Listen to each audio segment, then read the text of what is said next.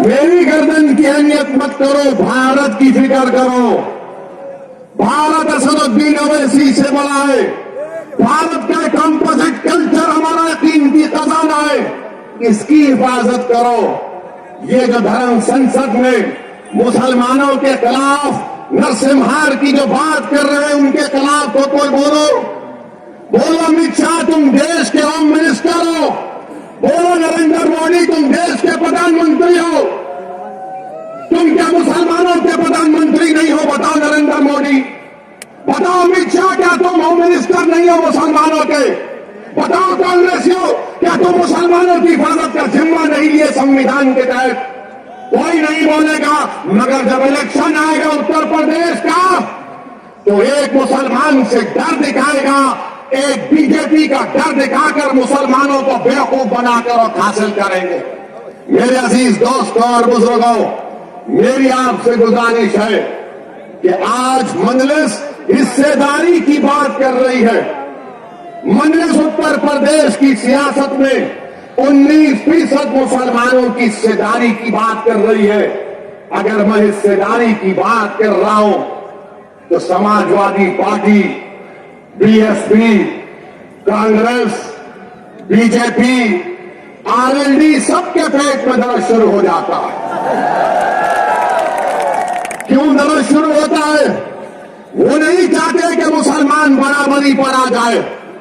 वो ये चाहते हैं कि मुसलमान दरी बिछाता रहे, दरी बिछाता रहे, दरी बिछाता रहे।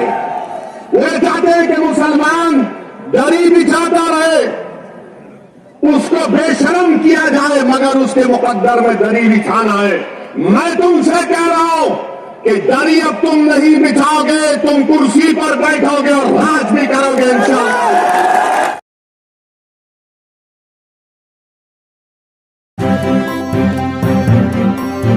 मीडिया वॉइस, आपकी आवाज। इनका साथ दीजिए। ये सहारनपुर की एक तारीखी सरजमीन है। यहाँ पर चप्पे चप्पे पर हमारे बुजुर्गों की कुर्बानियों की निशानियां हैं। यहाँ पर हमारे बुजुर्गों की मेहनत और जुस्तजू और उनकी मेहनत का रंग आज अब हम देख रहे हैं। मेरे अजीज दोस्तों और बुजुर्गों, इस मुल्क में जो नफरत की फिजाओं में इजाफा कर रहा है, इस मुल्क में जो मुसलमानों से उनकी तबाही और बर्बादी की जो बातें की जा रही है, हमको जमहूरी तरीके से उसका मौसर जवाब देना है।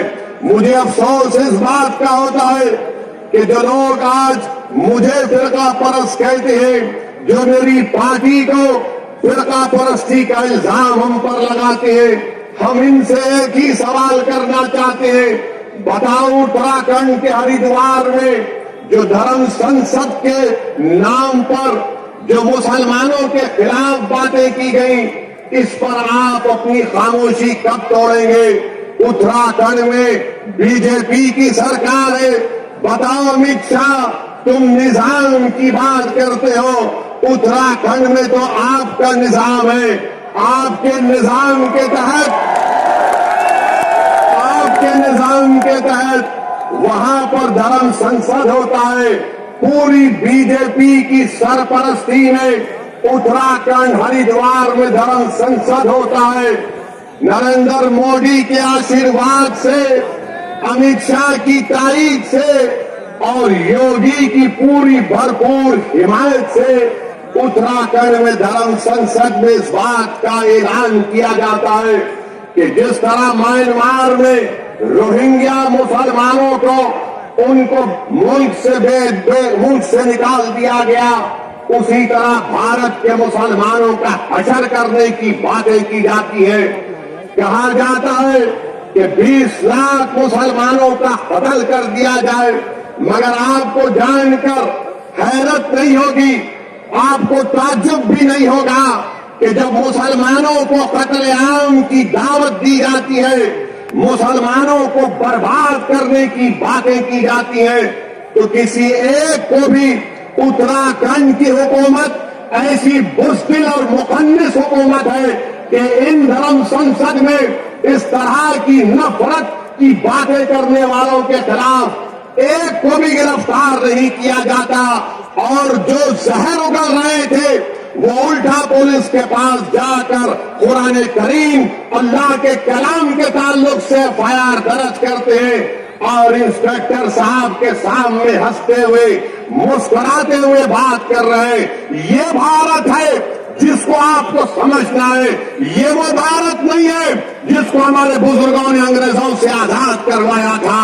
ये जो मौजूदा भारत है ये वो भारत नहीं है जिसको सन 57 की जंग आजादी में हमारे बुजुर्गों ने अपने खून से सरजमीन को लाल किया था।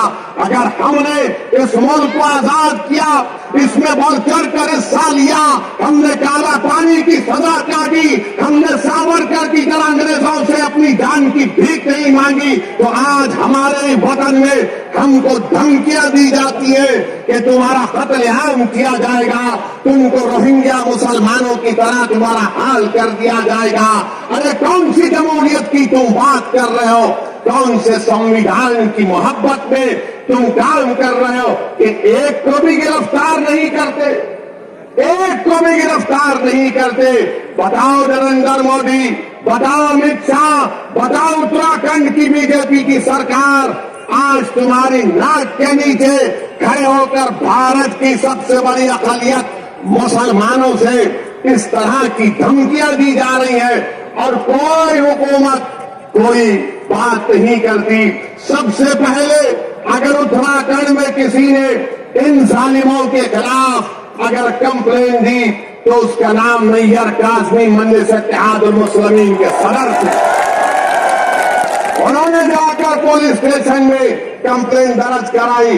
अब नैयर काज़मी मुझसे कह रहे थे कि उत्तराखंड में जगह जगह पर उसके खिलाफ एहतजाज हो रहा है, तो उत्तराखंड की बीजेपी की सरकार नैयर काज़मी के पास अपने लोगों को भिजा कर कहती है कि नैयर काज़मी, अगर तुम एहतजाज को बंद नहीं करोगे तो हम तुमको जेल में डाल देंगे।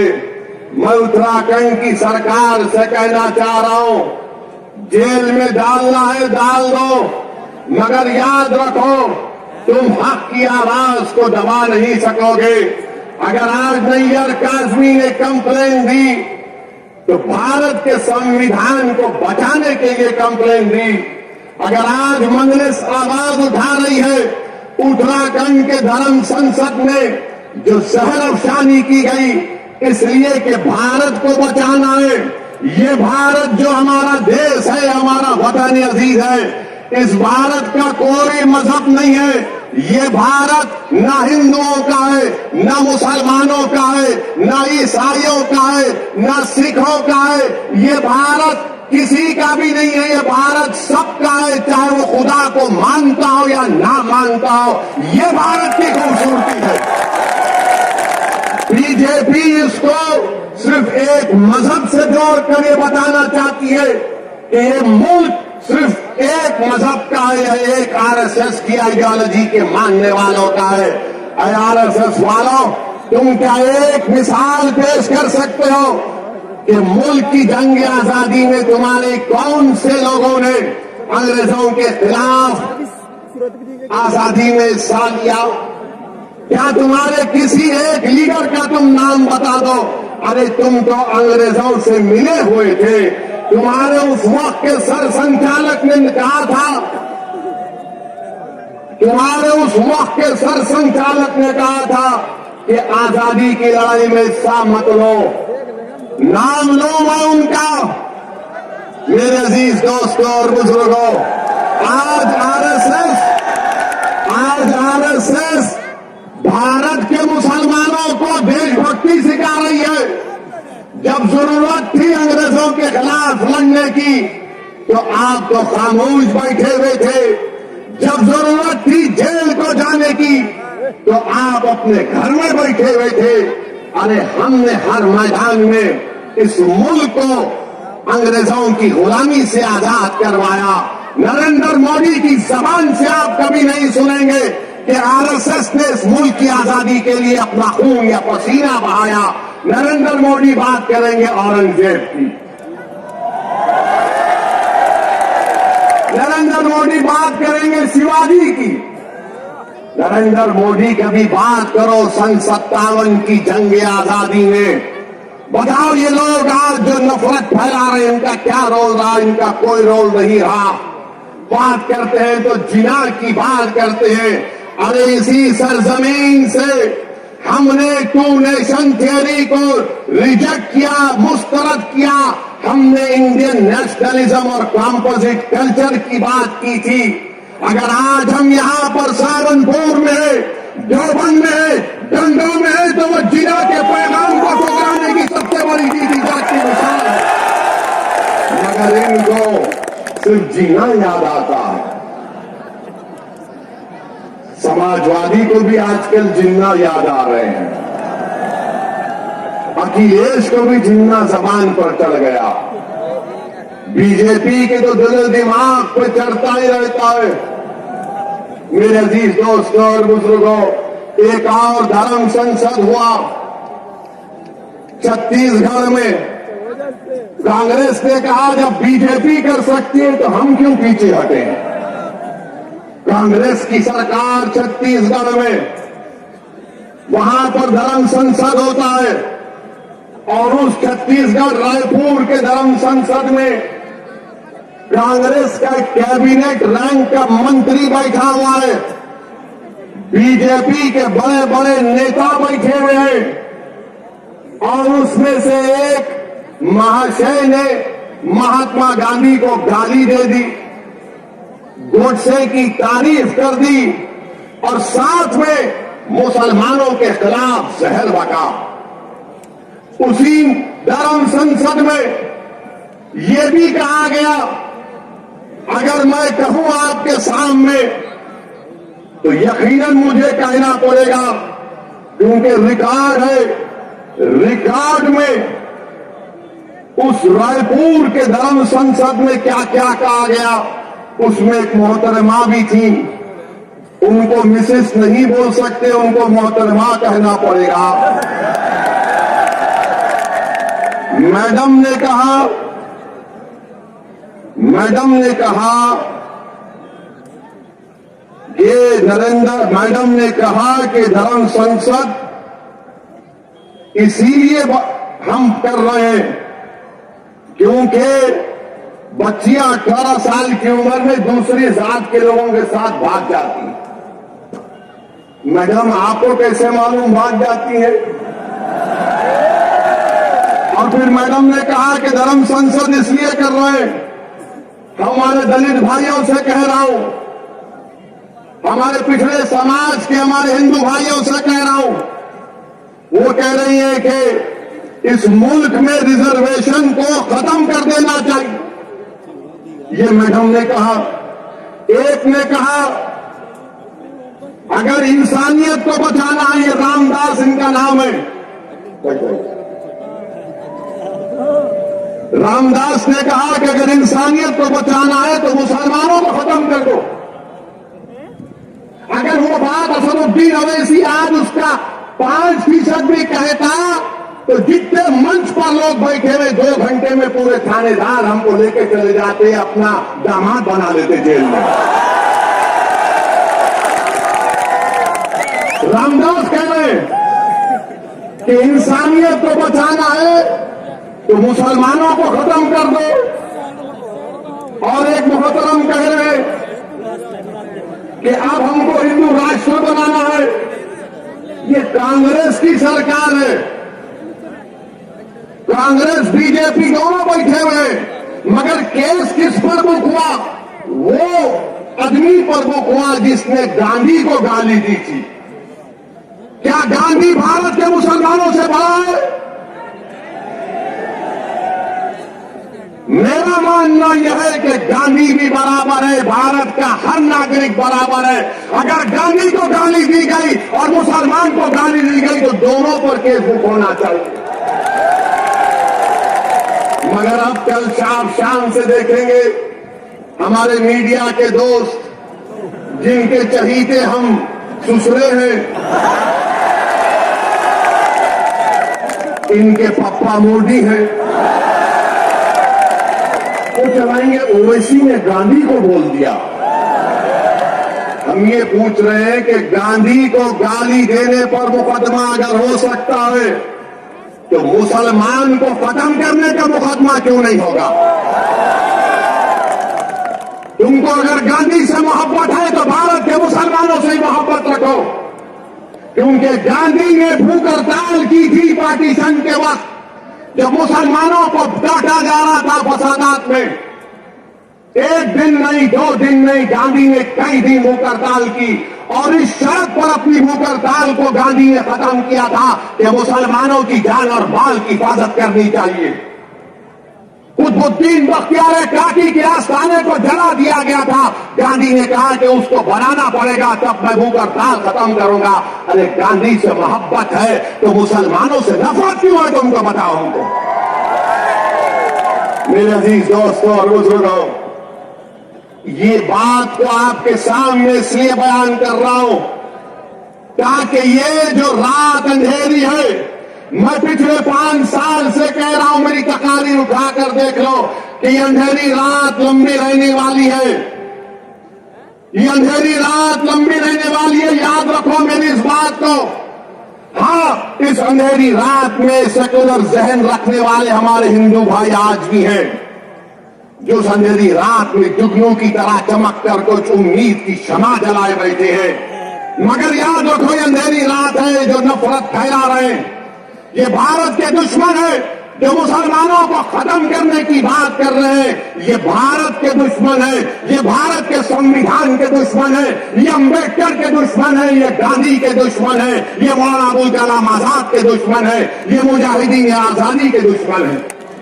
मेरे अजीज दोस्तों और बुजुर्गों, अपनी तकरीर में कि किसी ने कहा कि असदुद्दीन ओवैसी की गर्दन को काट देंगे। मेरी गर्दन की फिक्र मत करो, मेरी गर्दन की फिक्र मत करो। मैंने तो अशहदु अल्ला इलाहा इल्लल्लाह व अशहदु अन्ना मुहम्मद रसूलुल्लाह कहकर अपनी जान को अपने रब के हवाले कर चुका हूं। जन्नत के एवज में इंशाअल्लाह ताला अपनी जान को अपने रब के हवाले कर चुका हूं। वो मुझे खून के टुकड़े से बनाया है, जब वक्त आएगा चले जाएंगे। कोई नहीं टिकेगा इस दुनिया में, कोई नहीं टिकेगा।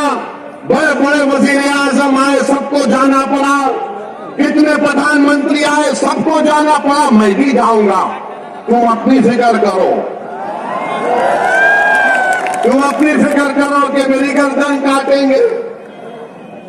गर्दन काटने से क्या हक की आवाज दब जाएगी? क्या गर्दन काटने से सच्चाई छुप जाएगी?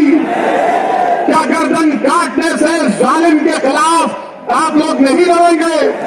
क्या गर्दन काटने से आप मजलूमों का साथ नहीं देंगे? क्या गर्दन कट जाने से आप इन जालिमों के खिलाफ एक शीशा पिलाई दीवार नहीं बनेंगे? आपको बनना है। और मैं इन लोगों से कह रहा हूं कि ये जान से मारने की धमकी मुझे मत दो। मैं जब 12 साल की उम्र का था, जब से अपने घर के सामने ये संघ परिवार के लोग हमारे घर के पास आकर नारे लगाते थे, मेरे छोटे भाई अकबर भी इसको जानते हैं, जिस पर हमारे घर के सामने आते थे और नारा लगाते थे कि मुसलमान खबरस्तान या पाकिस्तान। 15-20 लोग आते थे, हमारे एक ताया थे, वो जब भागते थे तो पूरी अपनी चप्पलें छोड़कर भाग जाते थे। मेरी गर्दन की अहमियत मत करो, भारत की फिक्र करो। भारत असदुद्दीन ओवैसी से बड़ा है। भारत का कंपोजिट कल्चर हमारा कीमती खजाना है, इसकी हिफाजत करो। ये जो धर्म संसद में मुसलमानों के खिलाफ नरसिम्हार की जो बात कर रहे हैं, उनके खिलाफ तो कोई बोलो अमित शाह तुम देश के होम मिनिस्टर हो, बोलो नरेंद्र मोदी तुम देश के प्रधानमंत्री हो। तुम क्या मुसलमानों के प्रधानमंत्री नहीं हो? बताओ नरेंद्र मोदी, बताओ अमित शाह, क्या तुम होम मिनिस्टर नहीं हो मुसलमानों के? बताओ कांग्रेसियों, क्या तुम मुसलमानों की हिफाजत का जिम्मा नहीं लिए संविधान के तहत? कोई नहीं बोलेगा।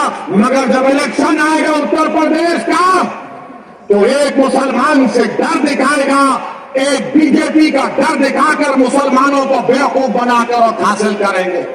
मेरे अजीज दोस्तों और बुजुर्गों, मेरी आपसे गुजारिश है कि आज मजलिस हिस्सेदारी की बात कर रही है। मजलिस उत्तर प्रदेश की सियासत में 19% मुसलमानों की हिस्सेदारी की बात कर रही है। अगर मैं हिस्सेदारी की बात कर रहा हूं तो Samajwadi party, BSP, Congress, BJP, RLD सबके पेट में दर्द शुरू हो जाता है।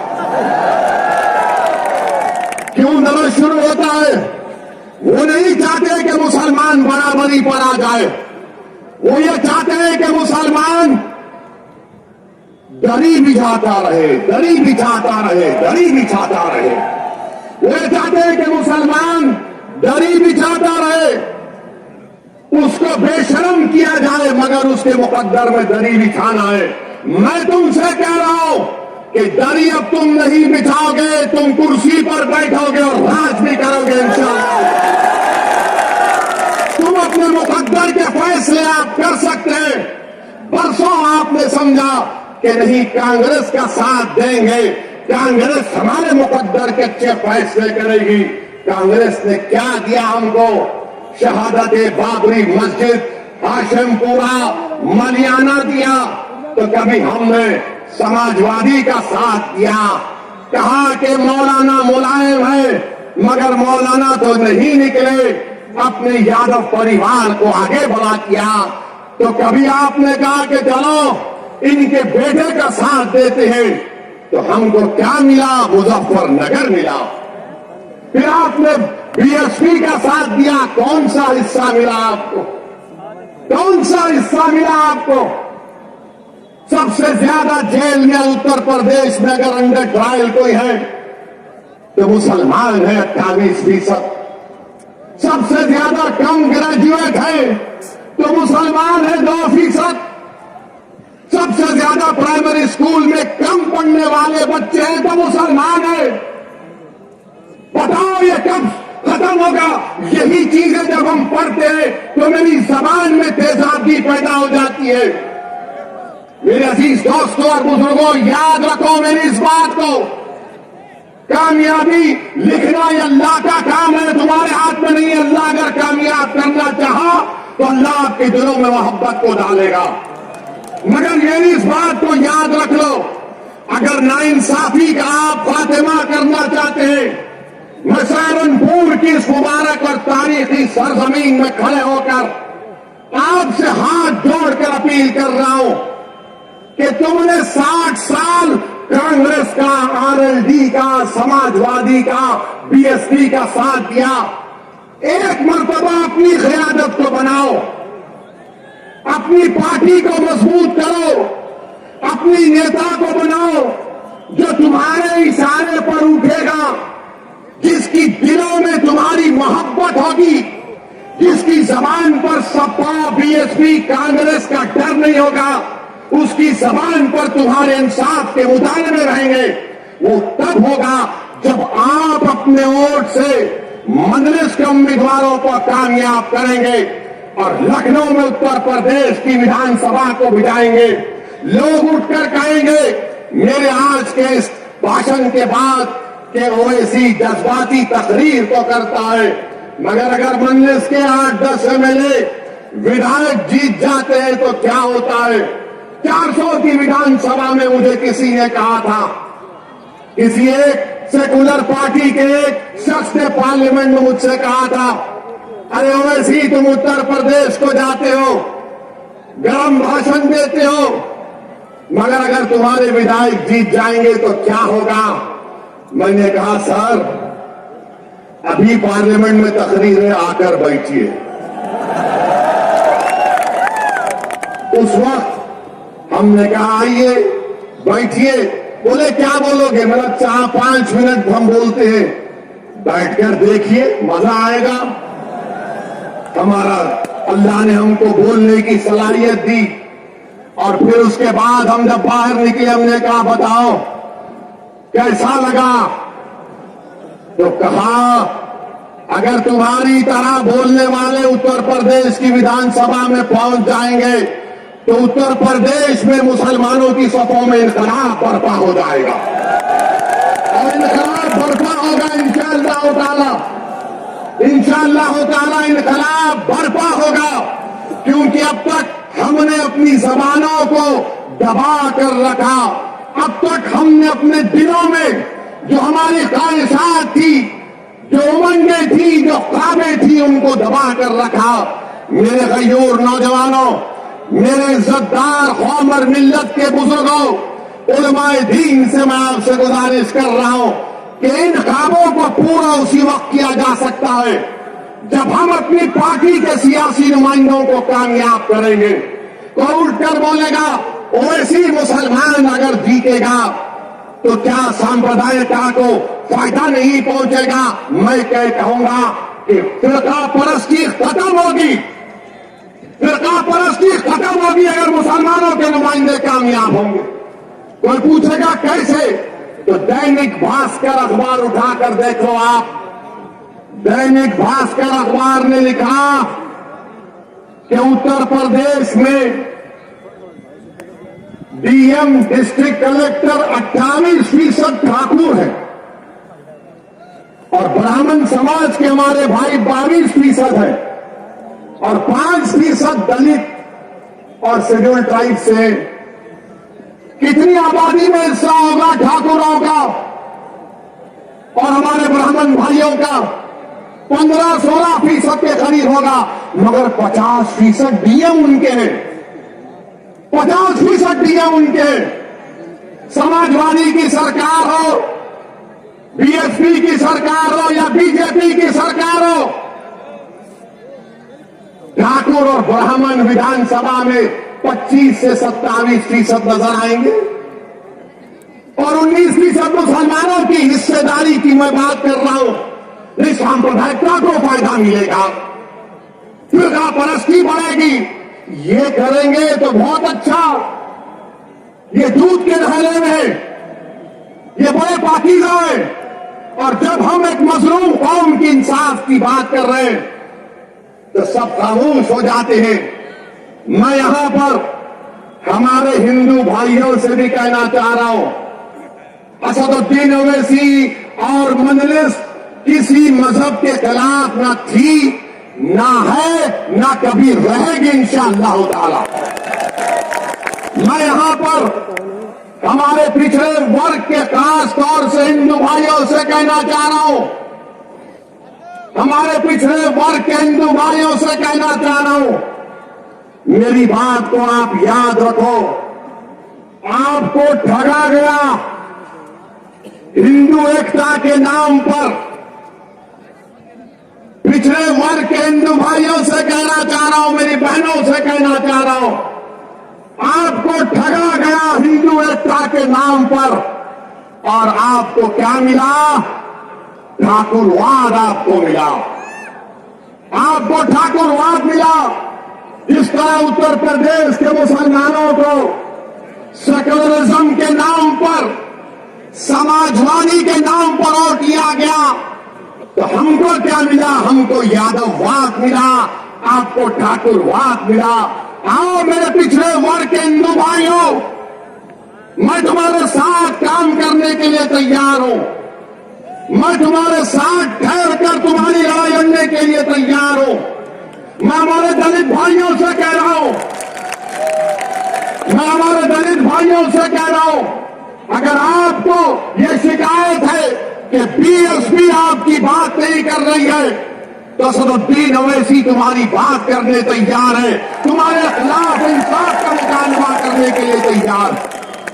और मेरे अजीज दोस्तों और बुजुर्गों, आप यहीं पर फिर ये लोग आके बोलते ओवैसी की तकरीर से हिंदू और मुसलमानों में नफरत की दीवार बढ़ गई।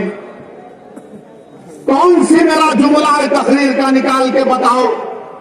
कानपुर की मेरी एक तकरीर को 45 मिनट की तकरीर में 45 सेकंड निकाले हैं आरएसएस के जाहिल लोग। बिल्कुल थम्स अप है।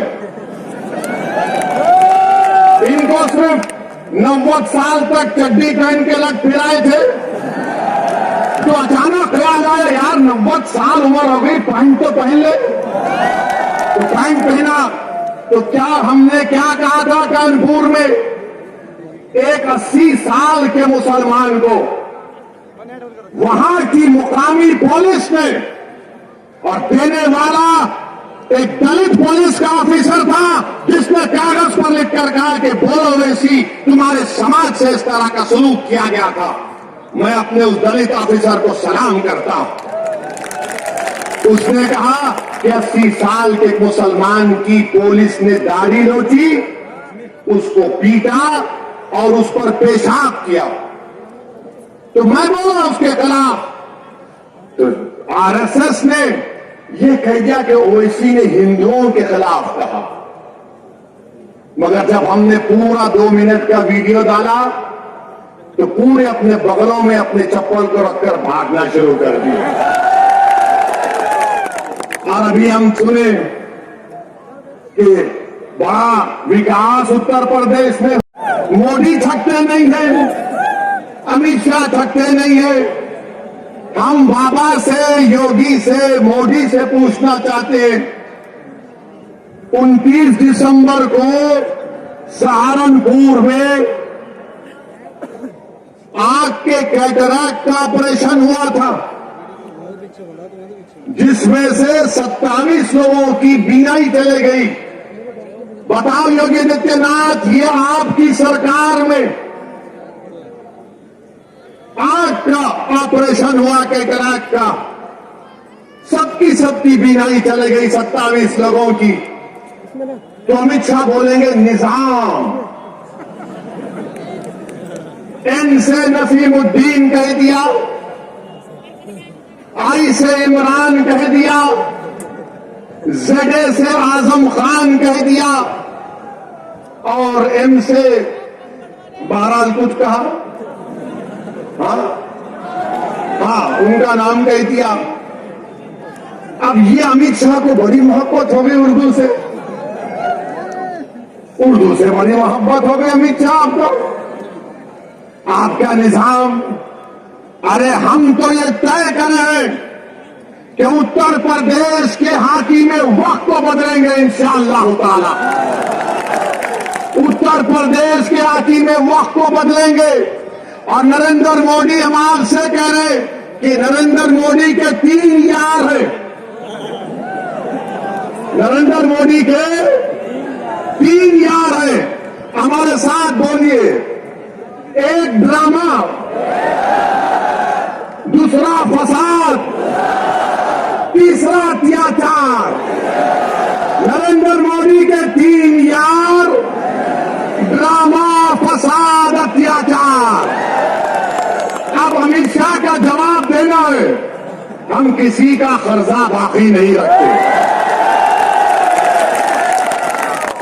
अब नसीमुद्दीन का नाम लिए कांग्रेस पार्टी तो नहीं बोलेगी, बोलेंगे नसीम का नाम लेंगे तो हमारे वोट नहीं मिलेंगे। कांग्रेस इमरान का नाम नहीं लेगी, बोलेंगे हमारा क्या होगा। समाजवादी आजम का नाम नहीं लेगी, मगर हम योगी और अमित शाह से कहना चाह रहे हैं, उत्तर प्रदेश में अगर योगी राज है, योगी राज है ना, तो राज अंग्रेजी में आता है RAJ, होता है ना, RAJ। तो R से क्या आता है? रिश्वत। ए से क्या आता है? अपराध या फिर आतंक। और जे से क्या आता है? जातिवाद। अमित शाह आपका कर्जा अदा हो गया। योगी राज में आर से रिश्वत, ए से अपराध, जे से जातिवाद। अब बताओ, अब आप दूसरा बोलो, फिर इसका जवाब मिलेगा। समाजवादी के अखिलेश नहीं बोलेंगे, अखिलेश बोलेंगे हमने रोड बनाए। पूछो आप, अखिलेश बोलेंगे मैं तो उसका उद्घाटन कर चुका था। कोई जवाब नहीं देंगे भैया।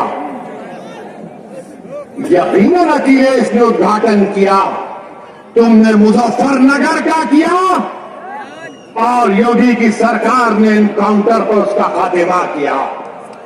तुमने किया था ये सब।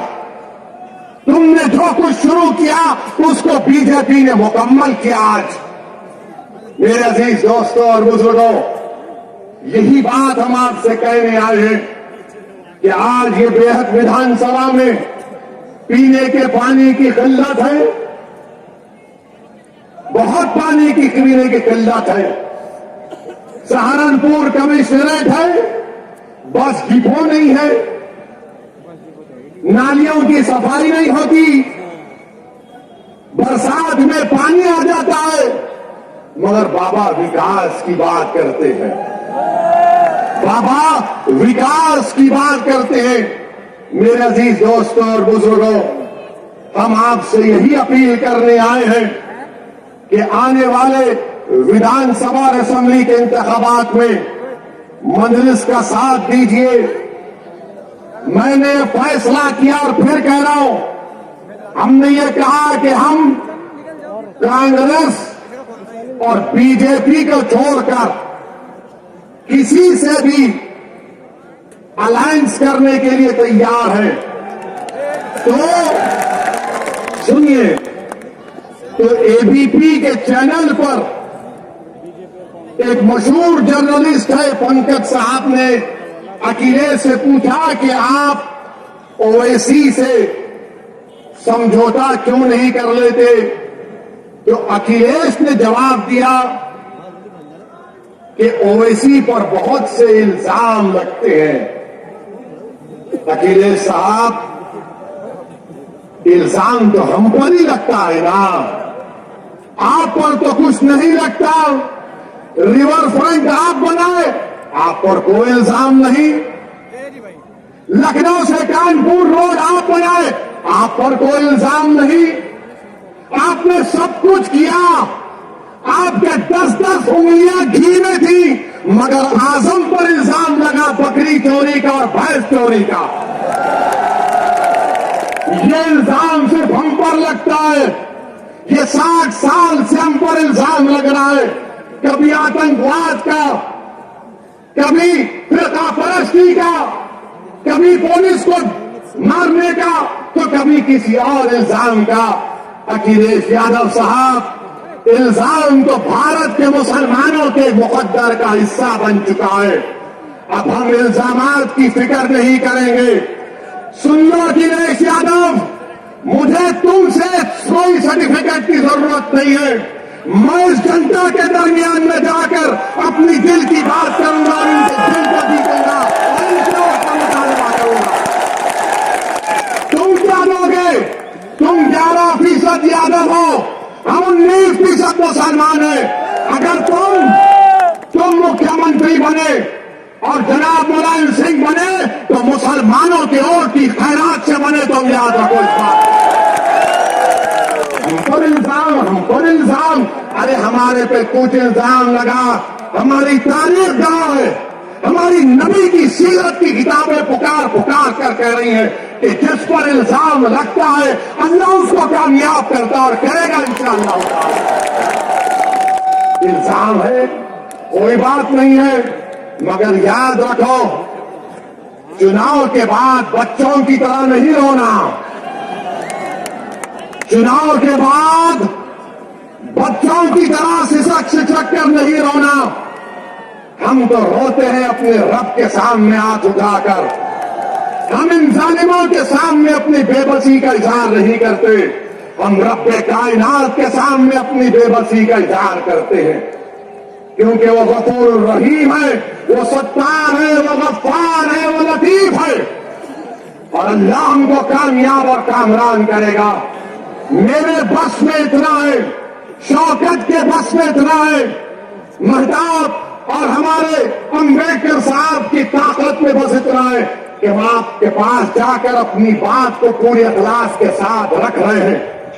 दिलों में मोहब्बत डालने वाले का काम तो अल्लाह का है, दिलों को मोड़ने का काम तो अल्लाह का है।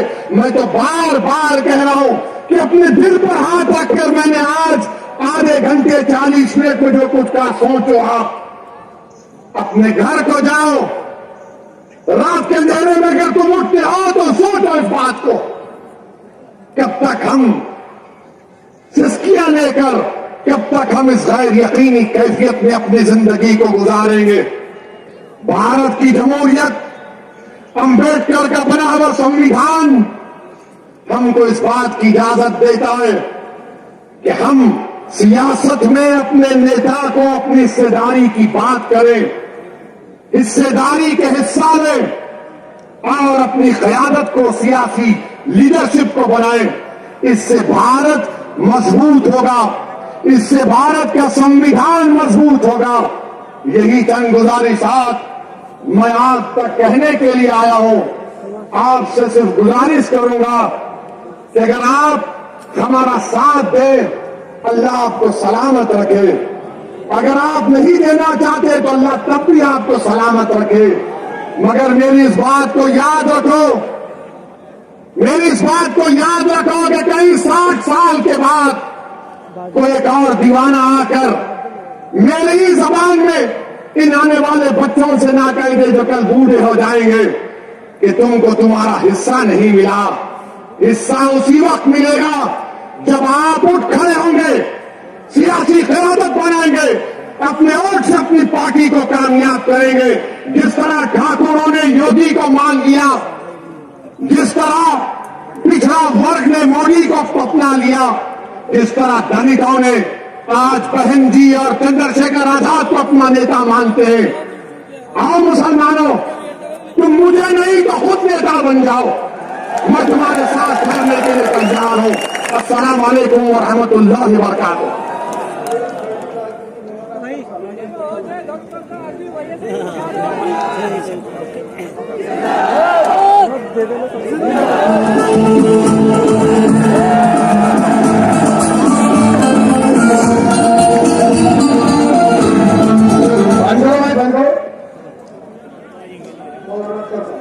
मौलाना अख्तर साहब का इंतकाल हो गया है। मदरसा मोहतमी मदरसा रेडी ताजपुर के आप तमाम लोगों से गुजारिश है कि उनके लिए दुआए मग़फ़िरत करें।